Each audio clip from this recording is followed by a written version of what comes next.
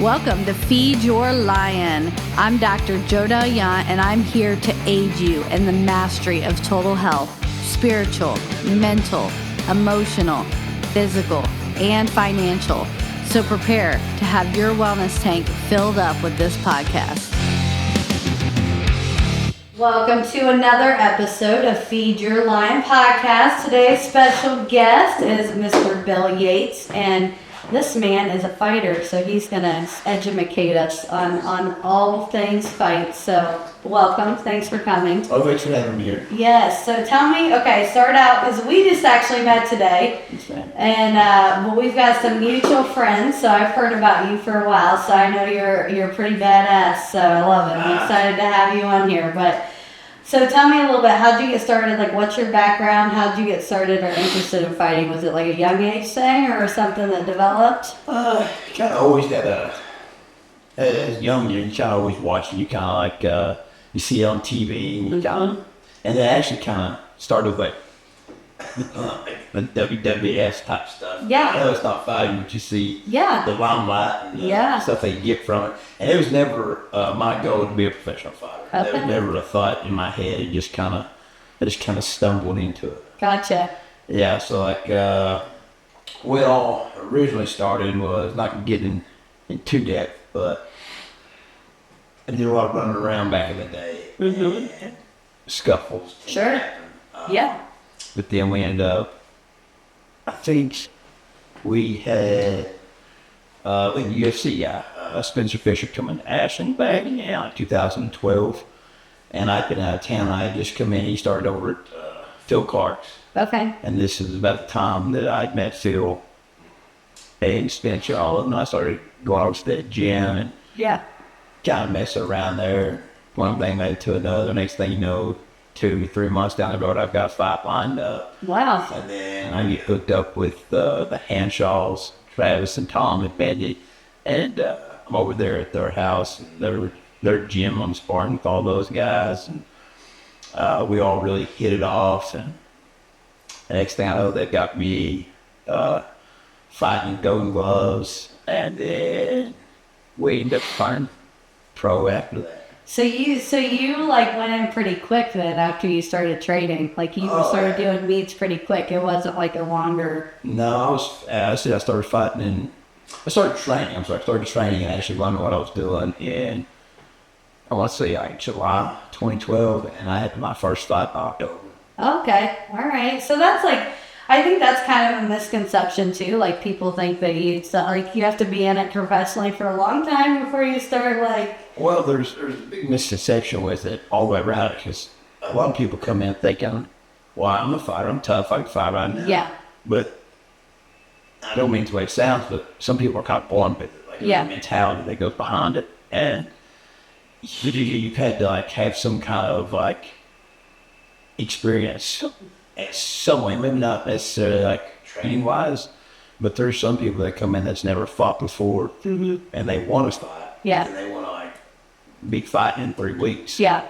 And it's like, well, and you're been in the face. Yeah. It changes things. Yeah. But you can, those people that's trained for 20 years can't fight, save their lives. Yeah. But then there's people that's never trained today, but they can throw down. Yeah. So it's like more of like a I think, mental state, and I think that's got a lot to do with it too.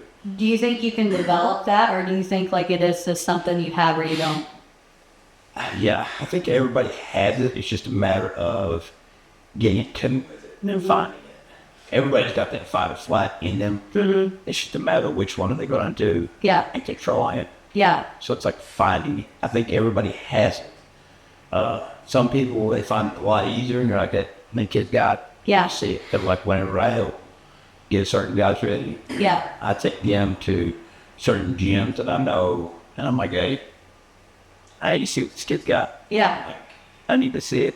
Yeah. And that means I need you to like, not go easy on him, make you hit him pretty good, turn him up a little bit. I need to see how he reacts. Yeah. If he's going to turn, or if you don't want to do it anymore, or if he's going to bite down his mouthpiece and go. Yeah. And that's the what, I guess the fight or flight comes down that part.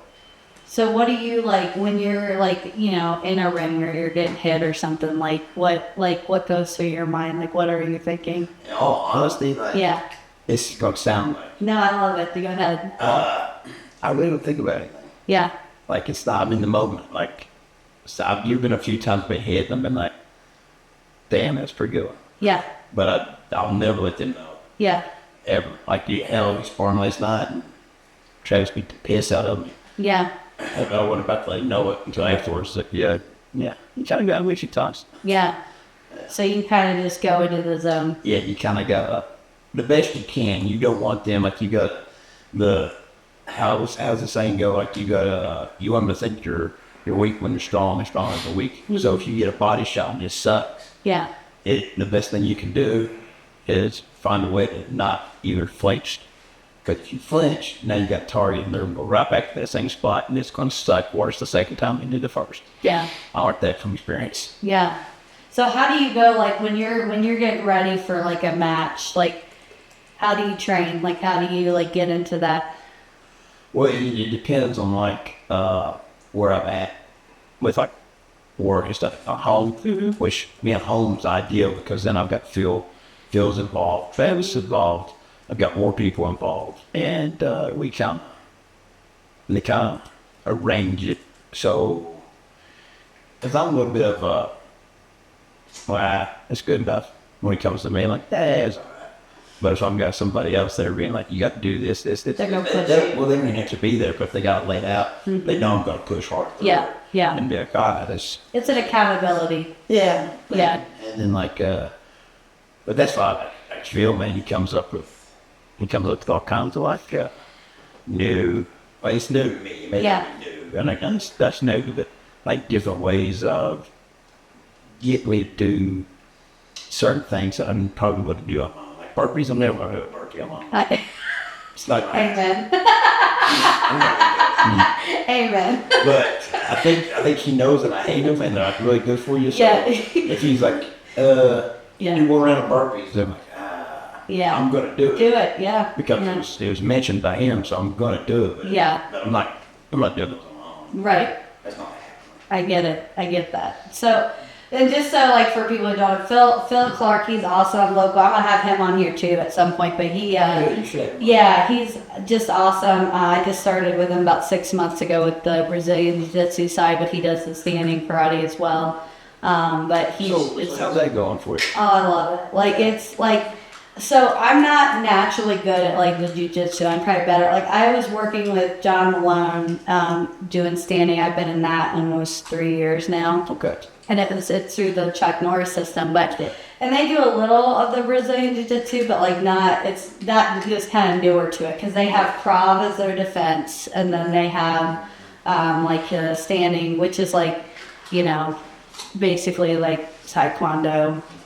As their standing form, and then they now added the Brazilian Jiu-Jitsu, but we weren't doing a lot of that, and he's a blue belt in it, but you know, he's like a 7th degree as far as in the Chuck Norris system, or he's getting ready to be 7th, but so he recommended like a couple local people, and then like Phil, like I had heard nothing but good things, so I ended up going to like actually a couple of the women's classes, and I liked it, but I'm not naturally like really like I'm kind of like I feel like a little off balance for when most women are stronger lower body, and I think that's really good for Brazilian Jiu-Jitsu. I'm probably like more like upper body, so to like do the little hip movements and stuff, and like that's been like, and to like think more about it, because I tend to not be like as good at that, so it's actually I think really good for me because it's making me like focus on things that I don't really do naturally well, if that makes sense. And that's the cool thing about jiu-jitsu. You don't have to be an athlete. You don't have to be athletic. Yeah. You don't even have to be a good hand eye coordinator. Yeah. Or anything such. But you come in and they teach you things once you learn how to body move. Mm-hmm. Like the joint, what cuts the air off. Mm-hmm. How you bend the arm a certain way. Yeah. Then you kind of start piecing your own puzzle. Yeah. Like you don't have to go from A to Z. Yeah. You can go from C to Z if you have to, as long as you get to the point. Yeah.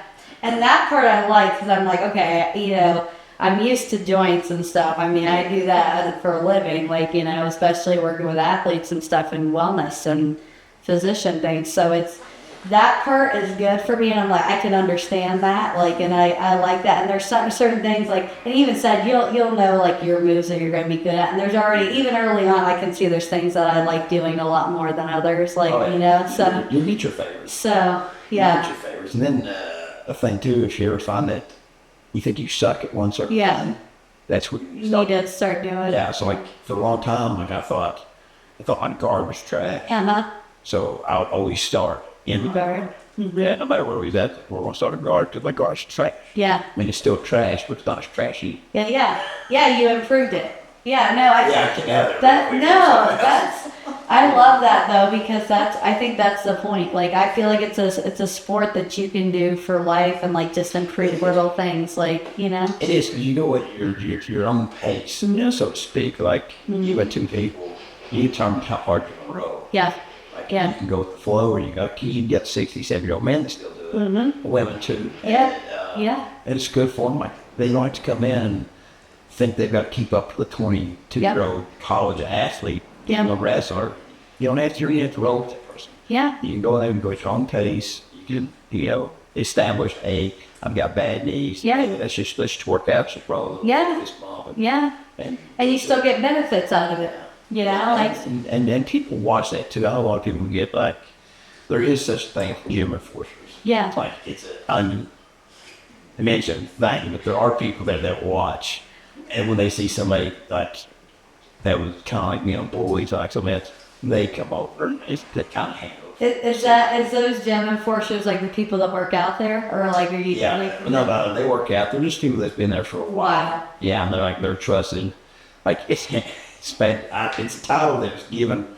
I don't know where it came from, but it's a real thing. Even without those people knowing they are. Yeah. Like if they see some kid come in, and, like I said, whatever. Yeah. Start slamming.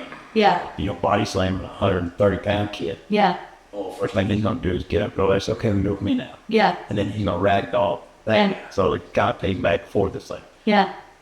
You pick your pace. If you want to go with somebody like that, you pick somebody who wants to go that way. I got you. Yeah. So there are people that watch that without even knowing that they're at that 30, but they don't even know the gym enforcer. Yeah. That's really what they are. Yeah. No, that's cool. I think you need that too, because it should be. I think martial arts in general, I think anybody can benefit from. I mean, there's so many like types too. You can pick, and you don't, like you just said, like, I'm like 40, and I'm like, I started a little later. I did it as a kid, but like, probably when I was younger, I probably would have wanted to like do more, but like now I'm like, it's more for me to stay in shape and to learn, and like the defense side, and just to like have fun with it and like but I want to do it for my life, like I already or if you go with passion. Yeah, exactly. It's become something I enjoy doing, and I want to continue. And like, I think that's another misconception. People think that there's certain age they can't. Like, no, there's literally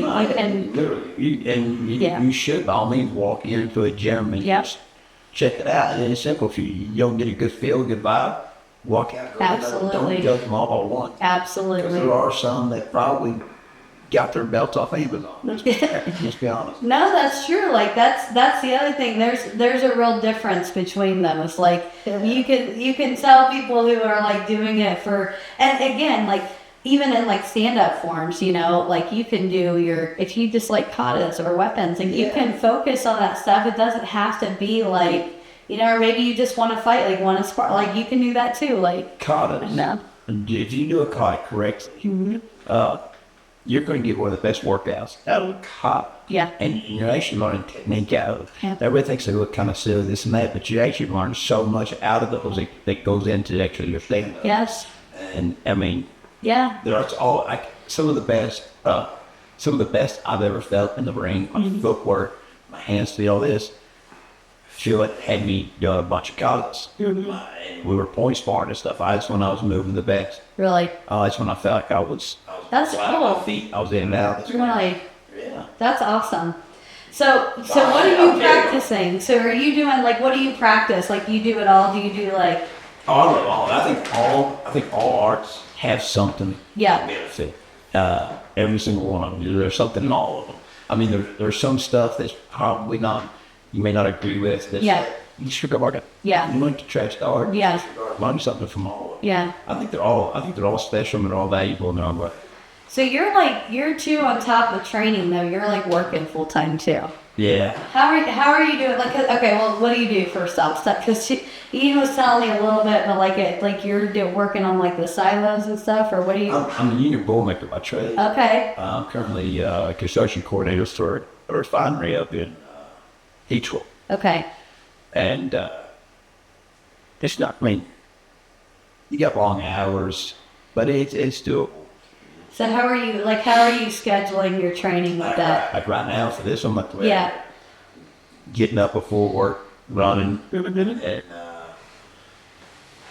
if I've got time, I'll go during lunch. Yeah.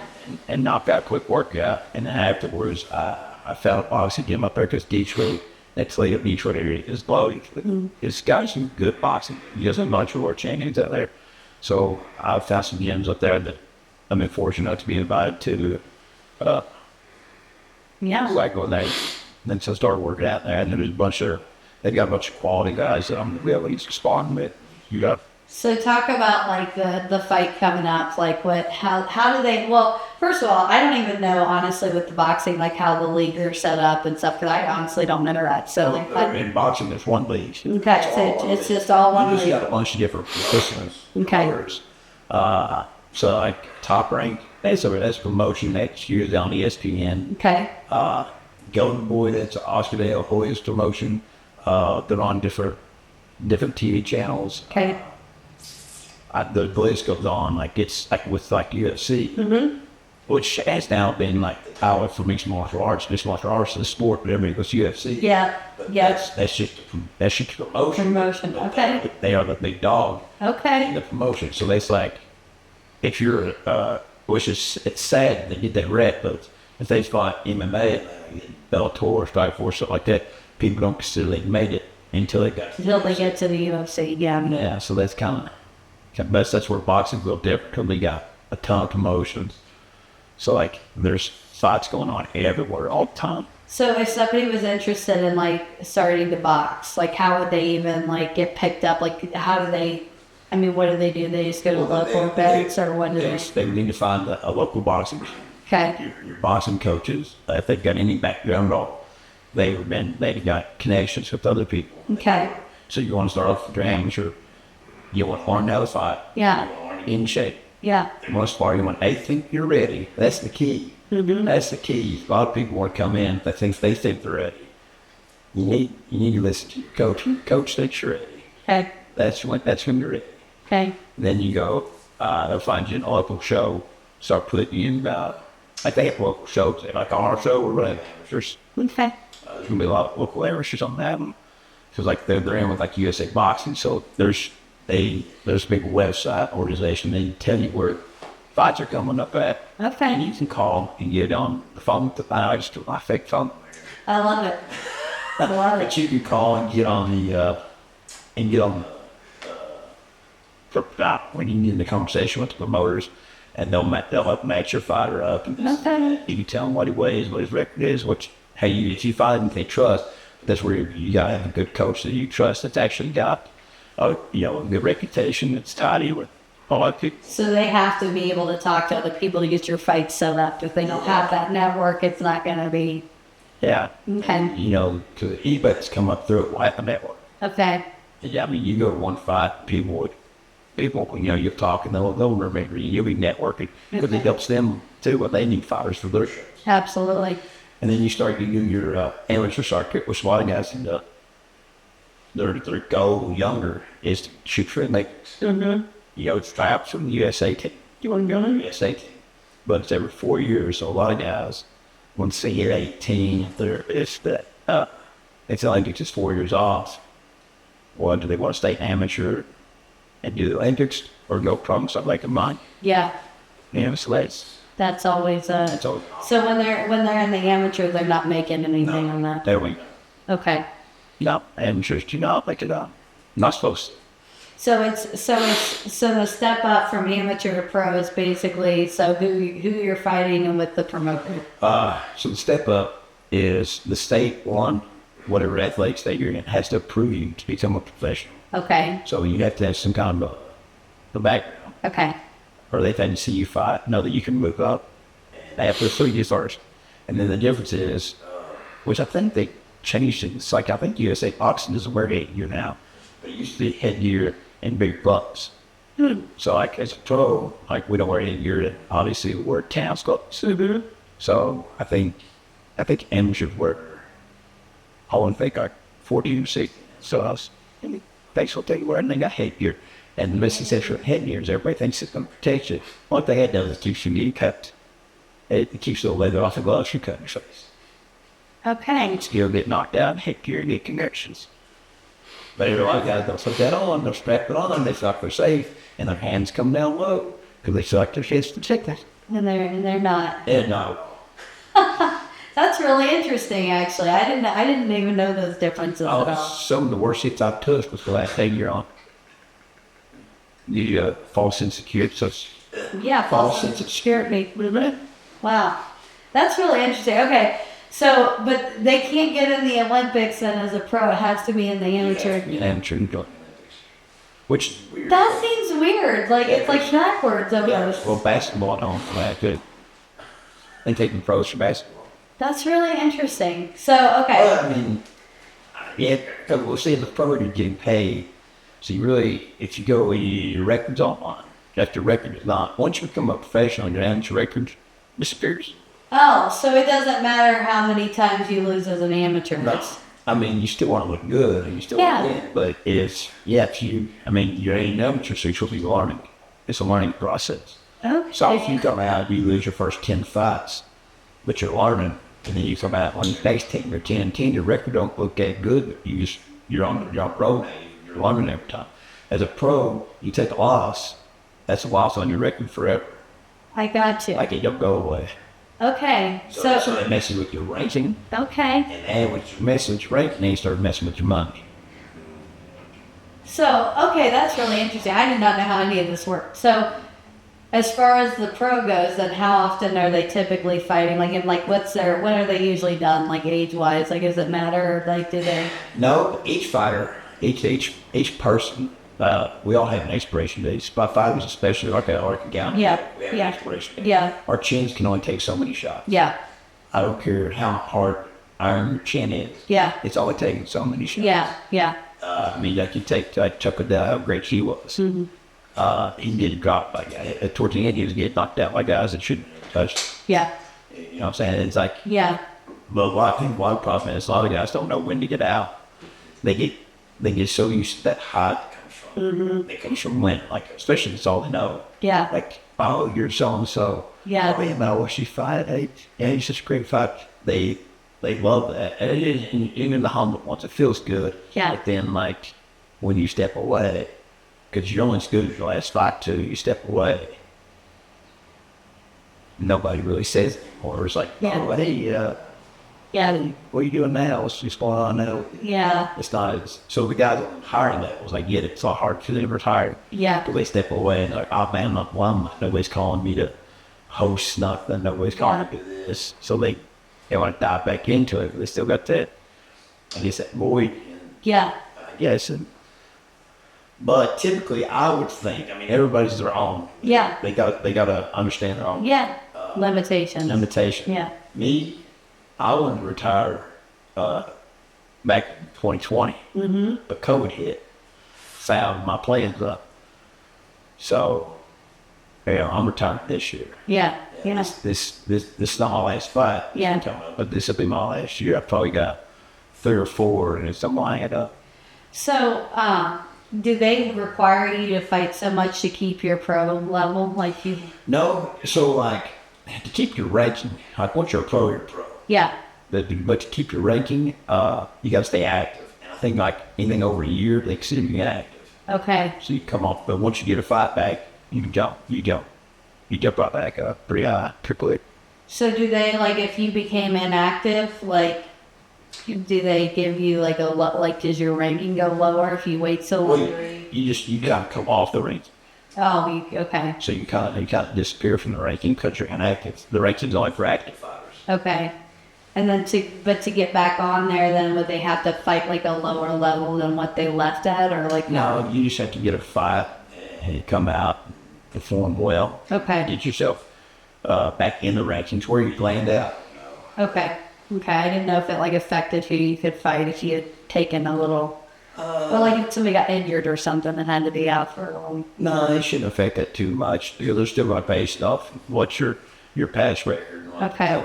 How based it off of history and tell the people you end up fighting and stuff. Yeah, I got So you. each fight's got to be approved by each state that you fight. Okay. So the state. If you go to Nevada, that's through anybody. Apparently. It's Vegas. So the state controls everything about the fight then. Yes. It's all like there's nothing like federal about any of it. It's all state. Like, I've got, it's like that Jake Paul, he should never got a pro license and should never been fighter. He had no interest in it. So whatever state he put money in their pocket, That's what happened.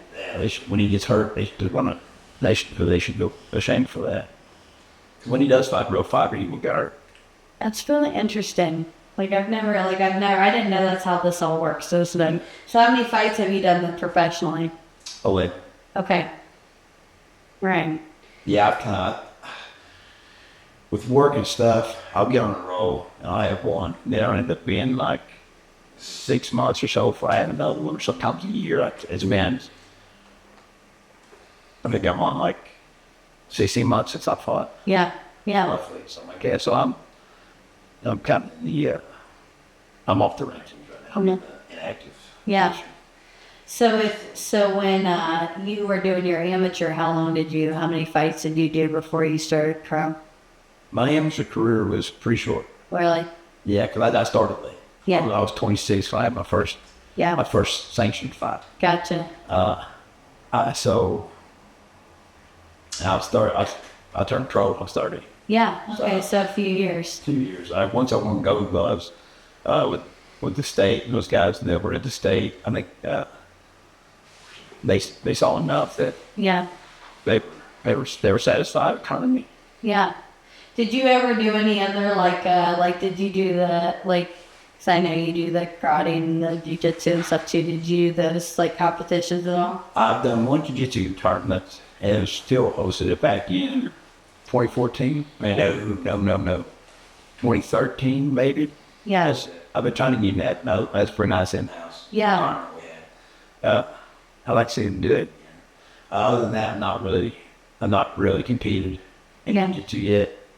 I'm sure I will at some point.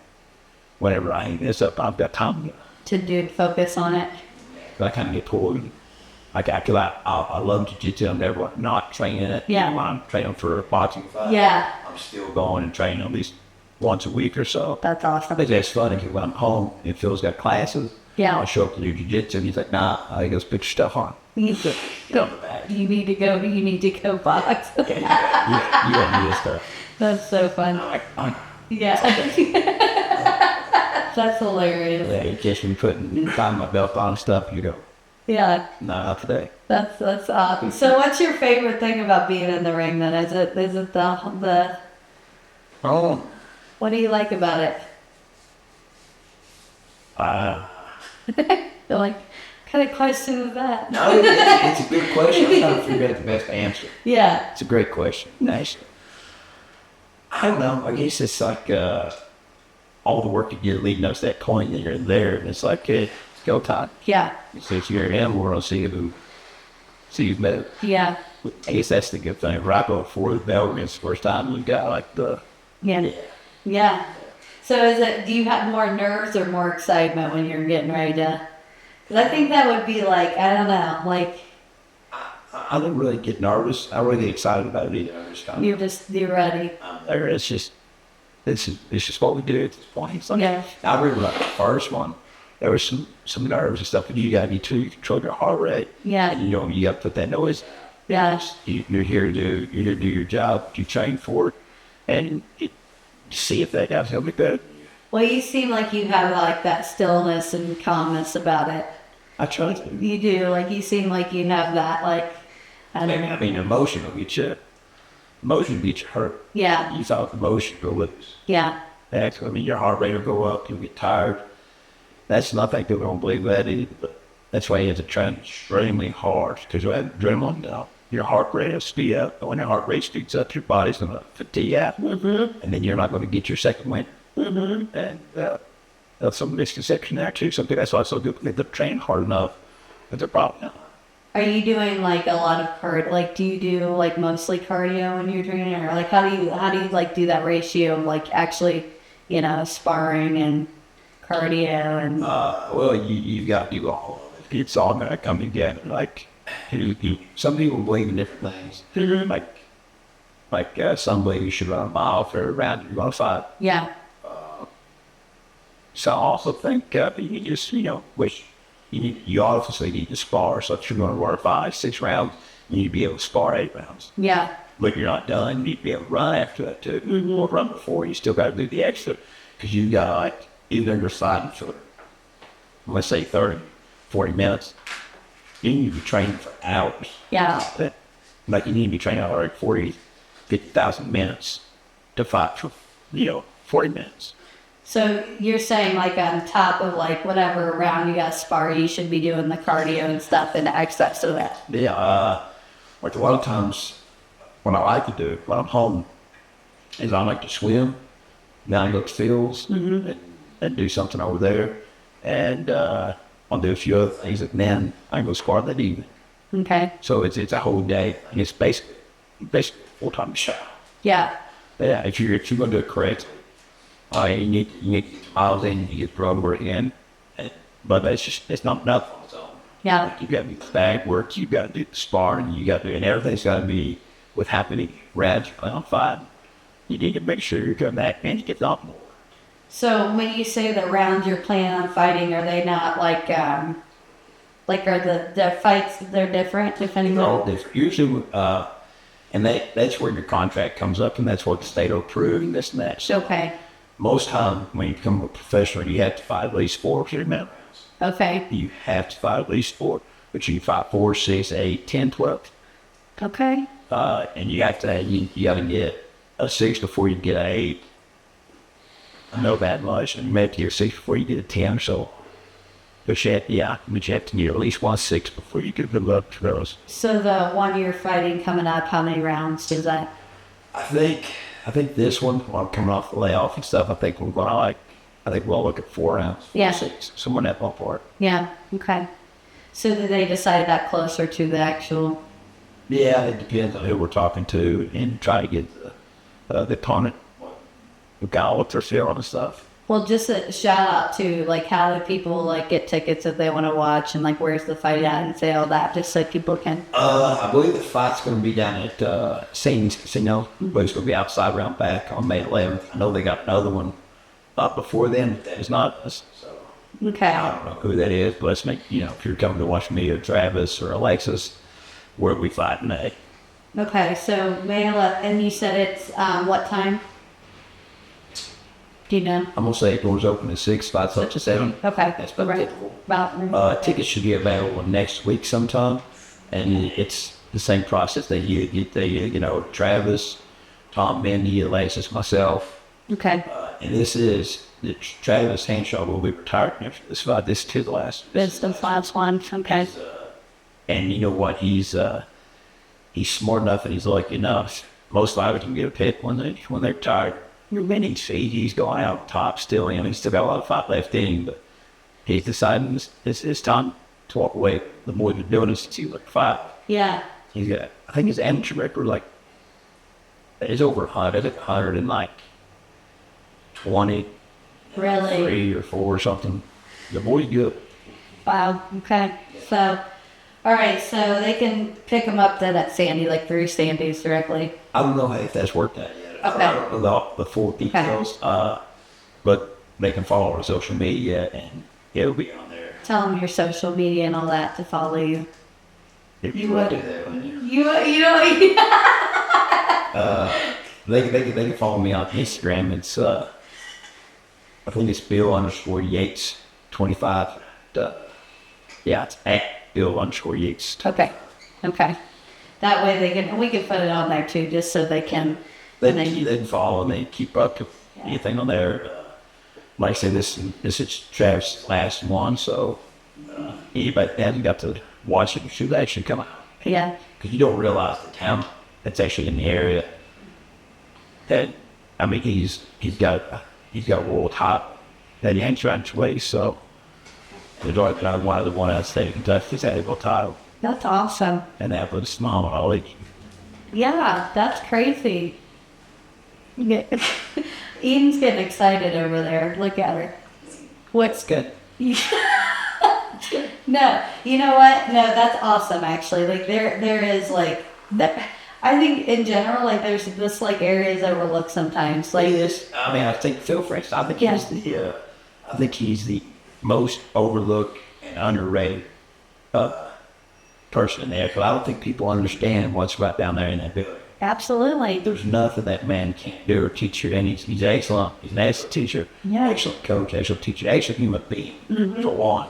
But like he's great with the kids, Yeah. you know. And there's nothing he doesn't know. I mean, from his extensive background, Yep. like, and he, you know, we talk about taekwondo. His taekwondo is not traditional. It's more like a functional like kickboxing taekwondo. Like you're going to learn how to throw like hooks and crosses, like a boxer would. You're going to bob and weave, but then you're going to snack roundhouses, Yeah. everything too. No, he's awesome. Break eye, yeah. There's really nowhere else I was going to train. Yeah. Yeah, I like love, I mean, like I said, the privates with him, I just like every time, like, I feel like I learned so much stuff, you know. Like, It's almost, he's full of so much knowledge. He's forgot more than 95% of the rest of the people will ever know. yeah, yeah, that's awesome. But that's so, okay, so how do they do, let's talk about the championship stuff for just a second, because we didn't go into that. So how do they, like, how do they decide which ones, since it's the promoters that are putting these on, like how do they decide which ones are like title fights and how does that work? Well, so, like, even though there's promotions, like, there's only so many, like, that's one thing about boxing. There's so many different, like, titles that you can have. Like, you've got, like, a WBO, WBC, IBS, WBS. I'm sure the list goes on. Yeah. And there's only, like, 5 major ones. Okay. I believe those ones kind of hold the highest part ranking. Okay.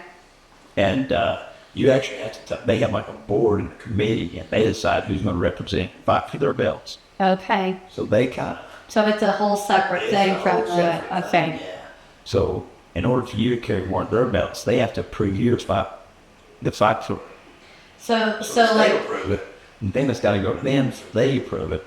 okay, so if you're like a pro and you're interested in one of these fights, do you have to like actually submit, or your promoter would like kind of put your name in the hat type of thing? Or You kind of got to work your way up. You Okay. can't just be like, you know, you can't be at the side. I don't think you're going to get a world title or something. Okay. Unless you got a big name and everyone knows who you are. At this point, you're fighting on TV all the time, and people are seeing it. They're like, oh, okay, and then those guys want you. Okay. Yeah, so as far as they go, like your coach will talk to your promoters, say, hey, now they can make him a title.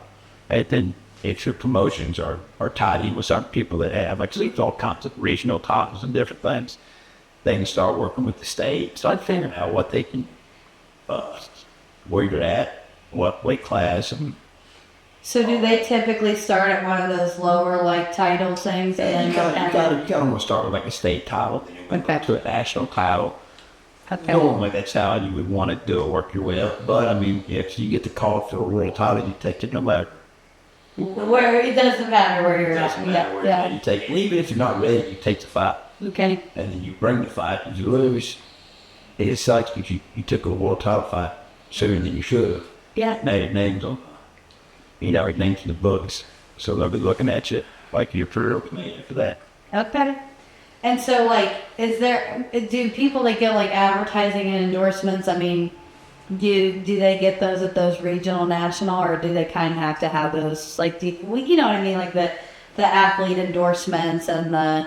Oh, you mean like sponsors? Yeah, sponsors. Yes, yeah. You get that. I've got several sponsors from this area. Okay. I mean, yeah, not as many people would see them. It's just, Yeah. you know, Yeah. but yeah. So it follows with that. So you get sponsorships at all levels. Yeah. Even amateurs have sponsorships. Okay. They just don't get probably the advertisement that they will. I mean, you get from an amateur, you're sponsor the whole meet. And then you get the advertisement out of that way instead of the individual fire. Yeah. Which a lot of times too, you can sponsor with like with that. Yeah. You get where you can pick one person and get them to carry your brand around.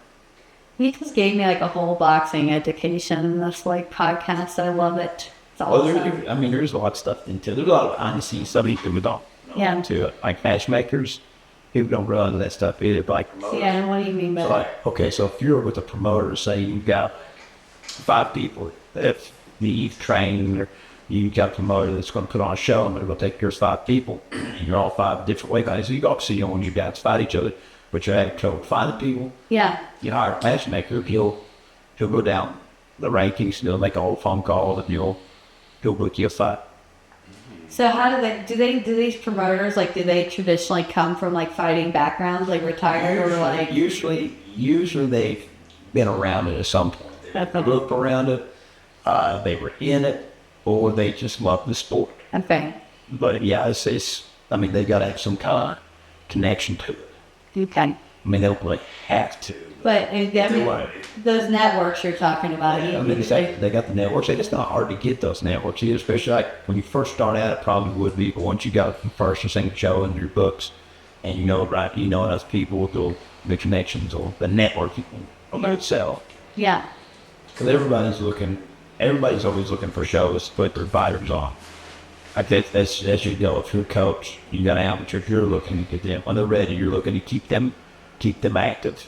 Because the more fights you can get, the better they're going to get, the more they're going to. Yeah. So it is.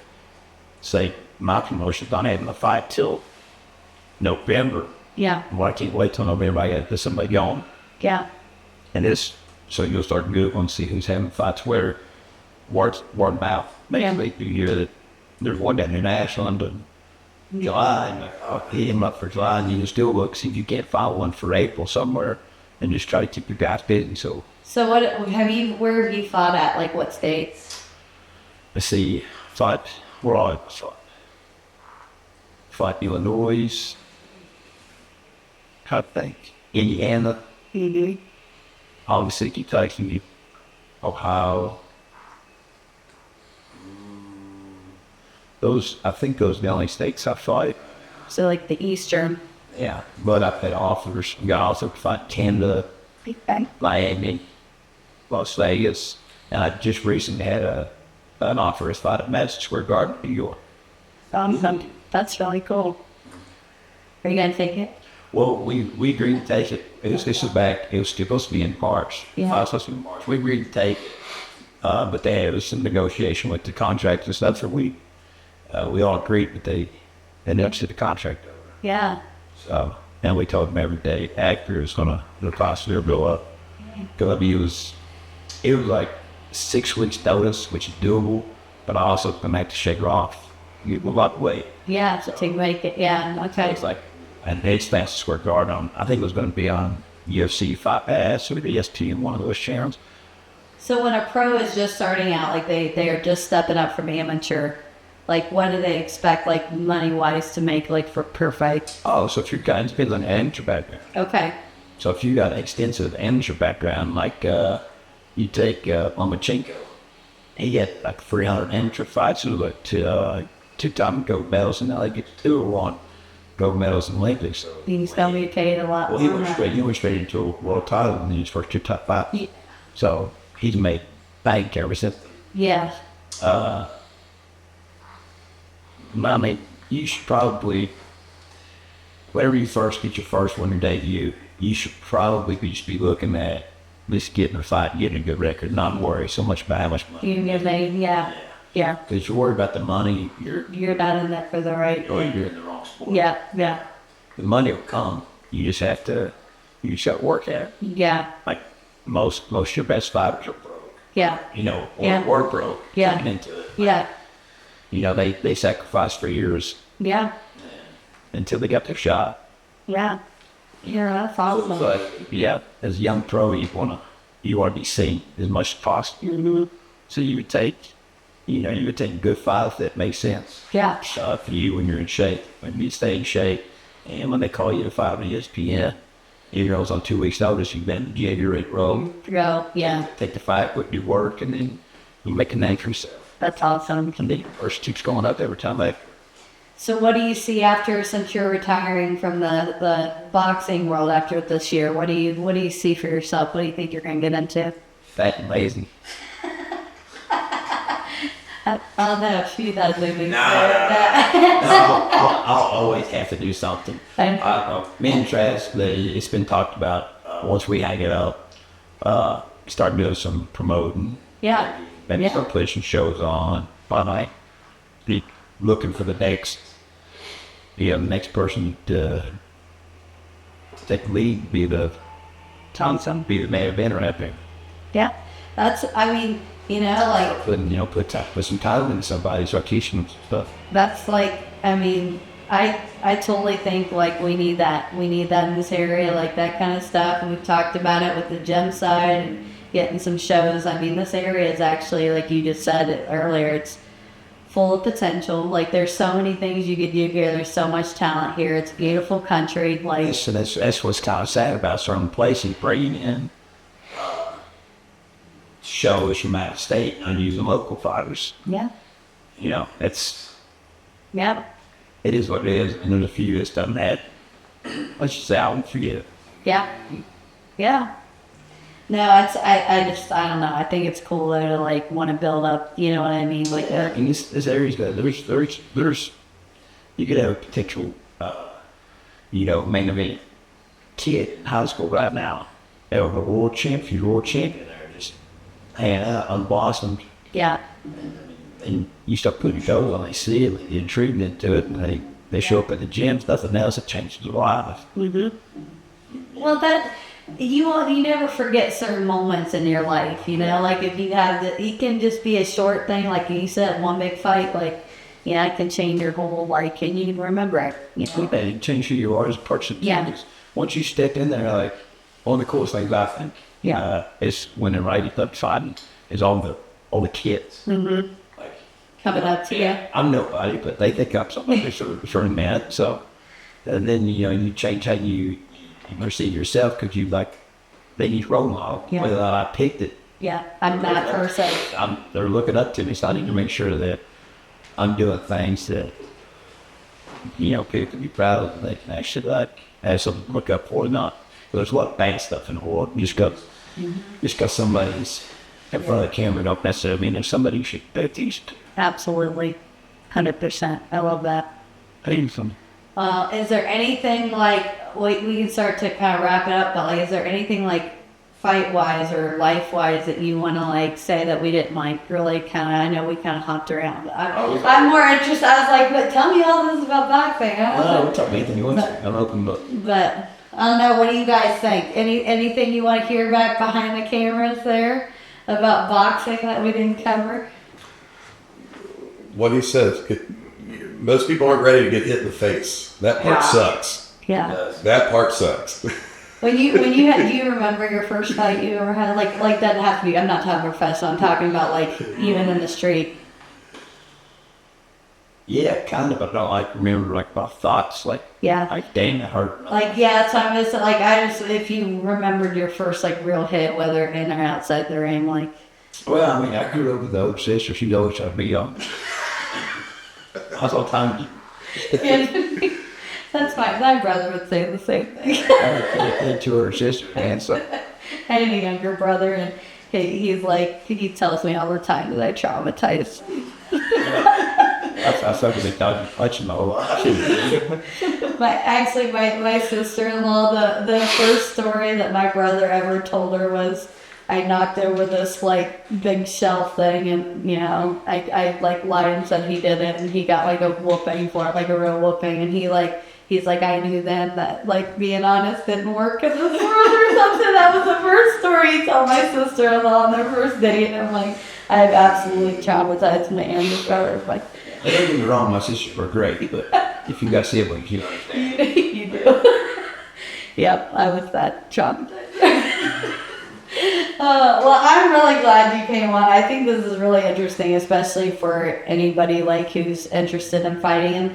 And we were talking about earlier, I think anybody can be involved in some form of that. It's great for staying in shape. You don't have to necessarily go into professional fighting to like learn some things. And I think everybody should have some basic self-defense too. I mean, You should, especially the war with it, man. It's so crazy. absolutely. Like, you should, and I hate this too, but like, there's some folks that have like a false sense of reality.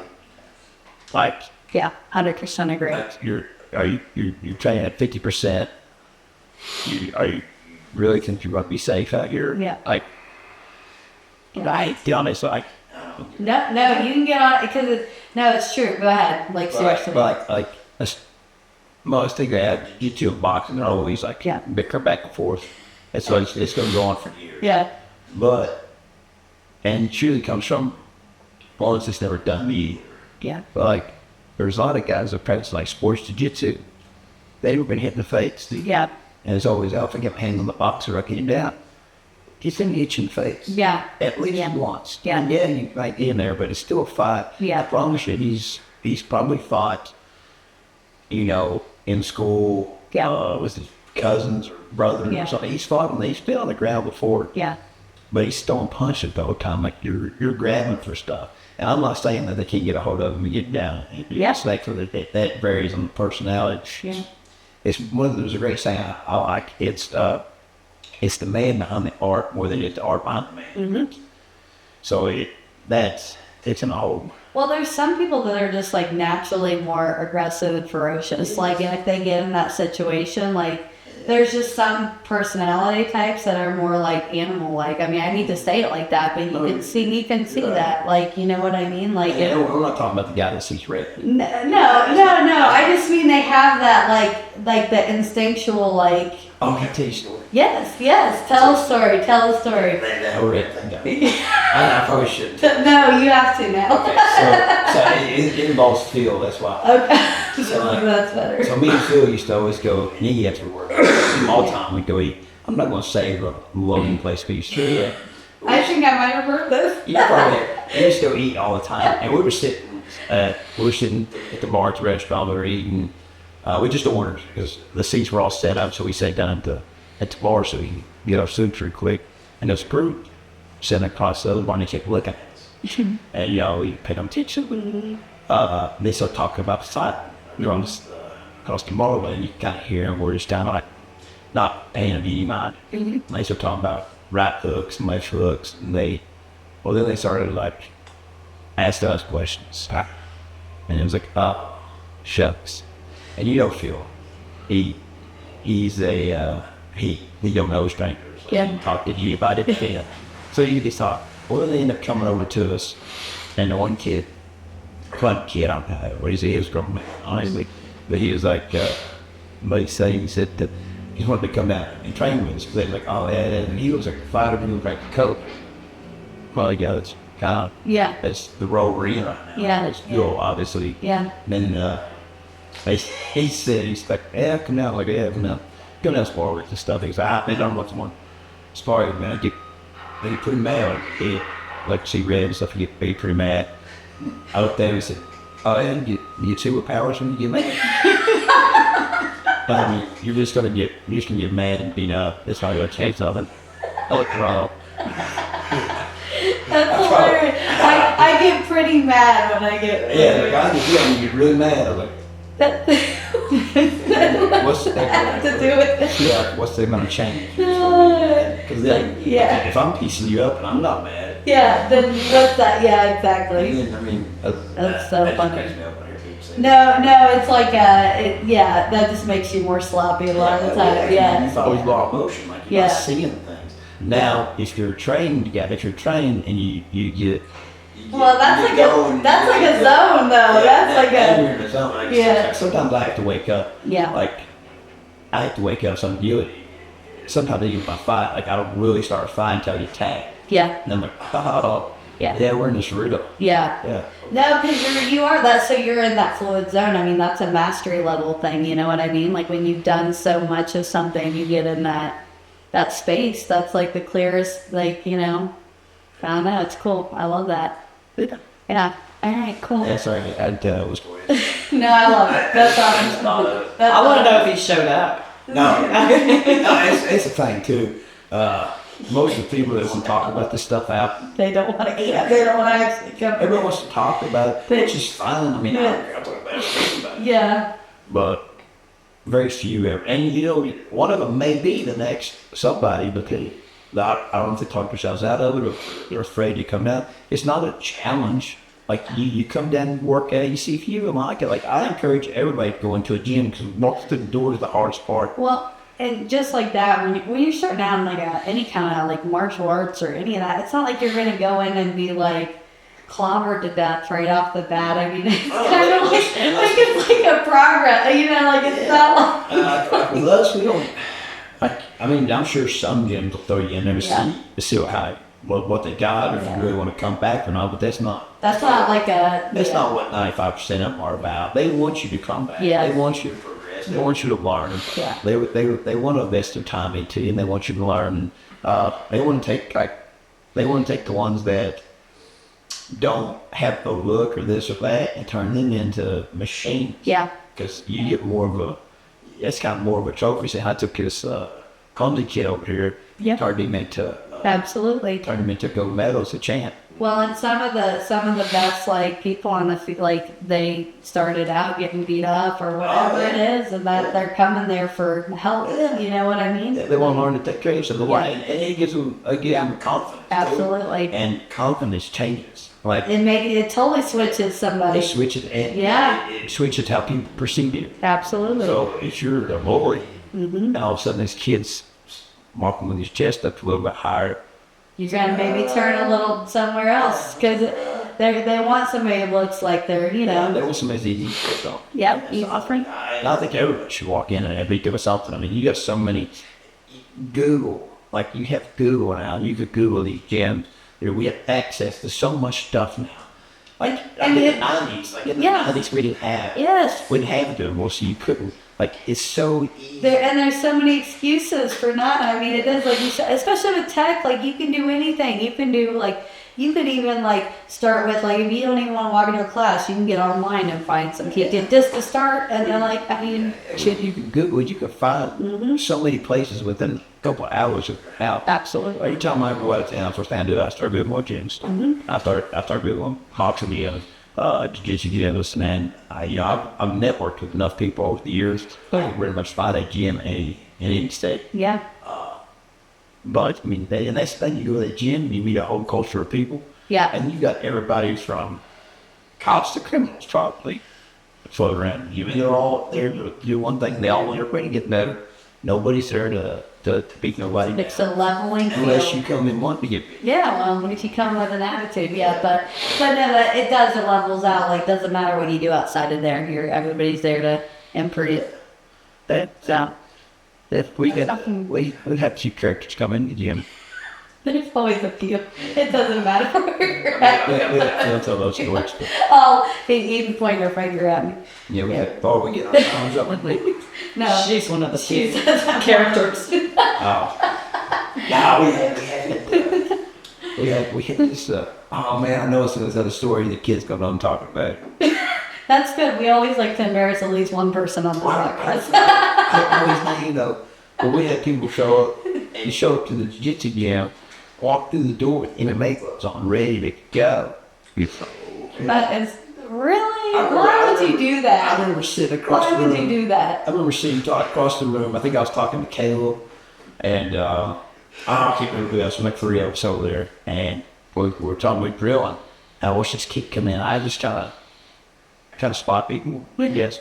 Yeah. I see Phil talk to him. I just see Phil point towards me. I was like, oh no. Hey, teach him, man. Wait a minute, coach, baby, here they can spar with me. He go, yeah, I got one over there. And I was like, oh no. Why would you do that? Why would you do that? I just don't understand why you would walk in like that. That always happens though. I saw that happen in New Mexico. It never fails. Guy walked in and our coach was a super nice guy. And he had two stepsons that were both pros. And he's like, Anthony, go meet our friend over here and spar with him a little bit. He walked in and wanted to spar and wore him out. And Anthony was like, are you done yet? He's like, no, just keep going. Are you done yet? And this. It's hilarious. So finally he had enough, walked out. Like I don't know what the accomplishment is. I don't know what it's I feel like there's some kind of disconnect that occurs. I don't know. Well, I never had to spar the guy, but I was like, I'm like, I want to be the dumbest person when I walk into somewhere new. Like, please show me. Until you have the lay of the land, like what's actually happening, like what? You want to water? Yeah, exactly. Like you, like Children are ready to fight. that's just stupid. We try to have everybody's best interest at heart. Like, Yeah. We had a kid come in there once. He was in there, and he was like, "Hey, will you guys corn me? I'm gonna get ready for signing up. You want me to sign it?" Yes. And he's like, "I got one in 3 weeks." I was like, I don't know you well enough. I don't know if you're hurt or if you're not. Some people could take a shot, look like they're hurt, and come out of it. Right? Yeah. But then some people that get hurt, it's like, oh, they're done when you throw down. I was like, I can't read you. Yeah. So you need to call and tell them no. Public service announcement. Do not walk into a gym or martial art or boxing or anything and act like you know something or want to spar and you don't know what Well, I you're tell you doing. this, when I go to these gyms, when I go to these boxing gyms or out of town and stuff, Yeah. I try to come in with a baggy hoodie. I try to just slide through Yes. and sit and I'll watch. And what I like watching is I like watching how the younger guys and the coaches, how they interact with each other. Like through bicker and yell. I mean, depends like how they're working with each other. Yeah. I like watching that. I also watching some of the feet work and stuff. And if they're looking good, the young ones are looking Yeah. good. It's like, all right, I mean, this gym trying to have some talent. This is where I need to kind of hang out. I don't tell them anything. I'm telling them. Yeah. I don't tell them nothing. Yeah. We should have worked. I just want to get some work. Yeah, no, And then once they absolutely. build up, I'm like, I like to get some sparring in. So if you've got anybody that can. Yeah. I got a fight coming up and I can get some rounds in and stuff. And then you start filling out a little bit at bit there. Yes, I don't try to walk in the door, oh man, I'm pro five, I've been 2 titles. Then yeah. Made 3 with so many knockouts, I'm got a big deal, I'm gonna go. What do we got? And he says, yeah, I promise you it's gonna happen. There's a guy there. Get knocked out. They're back, I said, this is what we're doing then. Yep. Yeah. You arrogant prick. Yep. You better be ready to knock everybody in that gym out. Yep. And you're not gonna get any help. Yep. Absolutely. The thing is, you come in there and you just act nonchalant, you just want to learn. You try to learn something. Because you're walking into that gym. Be humble. That's That all. is their house. Be humble. You can learn something from every one of them. Absolutely. Yeah. So yeah, it's their house. Be humble, come in there and learn it. And I'm not discouraging anybody from going into gym. No, you're not. I think we're making fun of. I'm making fun of a few select people. There's like few who are just idiots. Like I just think that's all we're doing. Yeah, you should definitely. Everybody should definitely walk into a gym. Yeah. I don't care what gym it is. Totally. I mean, I know you got some say, oh, well, better than that. It don't matter. Just go in and train somewhere. That's right. And if you don't get a good vibe, try another gym. That's right. Don't And you don't have to diss it. You don't have to do that. Like don't discourage. Don't get a discouragement for training because of one gym. yeah, Go to another gym. absolutely. You'll find there's probably 2, 3 different type of atmospheres, different type of people that do stuff. You only get one body, and what you do with it affects everything else. I know people talk sometimes about gym memberships and this and that, but I mean, really, is it really that expensive? Because to me, the price of knowing how to fight is priceless. Knowing how to take care of myself is priceless. Being in shape is priceless. Yeah. Like, Well, I'm that's not saying that you price gouge or nothing, but get what you pay for. You got places. and your time is the most valuable. I mean, how many hours are you doing? Like that's like you were talking about earlier. This is not a safe world we live in. You know what I mean? And to have some basic training, I mean that's. And what you talked about, how you walk around, that makes you a target or not. How you walk, you got your head up, if you know what I mean? Yeah. For sure. It's a dangerous world. It really is. Yeah. You never know. Yeah. You need to be, and you can't take one self-defense class or one seminar. And that's it. I practice this at home. Yeah. You got to pray. You got to do this stuff Yeah. every single day, where it becomes such a habit to you that you don't even know if you do it. So like, when somebody grabs you, just instant reflex. Muscle memory. Yeah, just do it, and you're like, oh crap, Yeah. I did that. Well, because if you're Phil can tell you a bunch of stories. I'm not tell his stories. He's got.